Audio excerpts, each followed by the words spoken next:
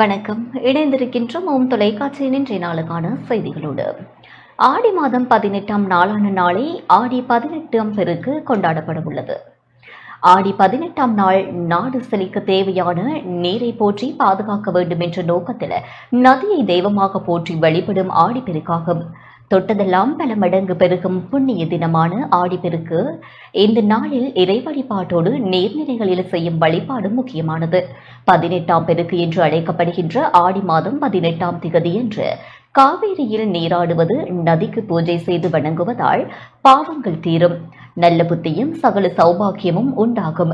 ஆடிப்பெருக்கு தொடர்பாக சர்வதேச இந்து மத குருபீடாதிபதி சபரிமலை குரு முதல்வர் மகாராஜ ராஜகுரு ஸ்ரீ ஐயப்பதாச சாம்பசிவ சிவாச்சாரியார் இவ்வாறு விளக்கம் அளித்தார். டான் நியூஸ் ஓம் தொலைக்காட்சி நேயர்கள் அனைவருக்கும் சர்வதேச இந்து மத குருபீடத்தின் இனிய வணக்கங்களும் நல்லாசிகளும். ஆடி மாதம் 18ஆம் நாள் 3/8/2024 சனிக்கிழமை. இந்த ஆடி 18ஆம் பெருக்கு என்கின்ற ஒரு சிறந்த அனுஷ்டானங்கள் கூடியதாகிய வழிபாடு. ஆடி 18ஆம் பெருக்கு இந்த காவிரி பெருக்கெடுத்து வருகின்ற வகையிலே அமைந்திருப்பது.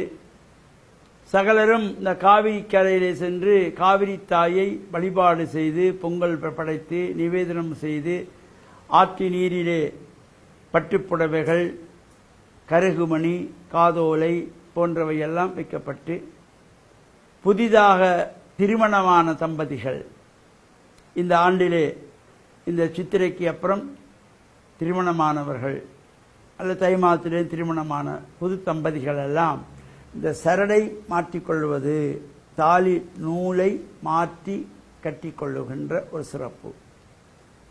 அந்த புதுமண தம்பதிகளெல்லாம் ஆற்றங்கரையிலே சென்று அங்கே பொங்கி படையல் படைப்பது, தலைவாழை இலை போட்டு 5 வகையான சாதங்கள், பருப்பு சாதம், தேங்காய்ப்பூ சாதம், சர்க்கரை பொங்கல், கல்கண்டு சாதம், இந்த எல்லா கறி வகைகளெல்லாம் போட்டு குழையல் சாதம், இவ்வாறான 5 வகையான சாதங்களெல்லாம் காவிரி தாய்க்கு படைத்து நிவேதனம் செய்து வழிபட்டு அந்த காவிரி நீரிலே மஞ்சள் பால் கலந்து அபிஷேகம் செய்து பட்டுகள் சாத்தி சாம்பிராணி தூவமிட்டு வழிபாடு செய்து இந்த தாலி நூலிலே கோர்த்து மாற்றி கோர்த்து கட்டிக்கொள்வார்கள்.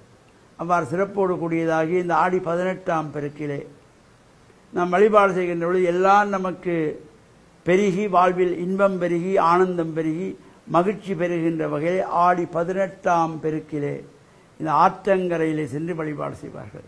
அவ்வாறு நமக்கு அருகிலே ஆற்றங்கரை இல்லை, குளத்தங்கரை இல்லை என்று எண்ணுகின்றவர்கள் ஒரு ஆலயத்திலோ அல்லது வீட்டிலோ ஒரு பாத்திரத்திலே தண்ணீரை வைத்து கங்கே யமுனே செய்வ கோதாவரி சரஸ்வதி நர்மதா சிந்து காவேரி என்று பிரார்த்தனை செய்து தூபதீபங்கள் காட்டி அதிலே இருந்து நீங்கள் அந்த படையலை வைத்து வழிபாடு செய்து இறையருளை பெறுகின்ற வகையிலே அமைந்திருக்கின்ற ஆடி 18ஆம் பெருக்கு நாளைய தினம் எல்லோரும் ஆற்றங்கரைக்கு செல்லக்கூடியவர்கள் ஆற்றங்கரையிலே சென்று இந்த பூஜை வழிபாடு செய்து இந்த தாலியை நூலிலே மாற்றி கோர்த்து கற்றுக்கொள்ளலாம்.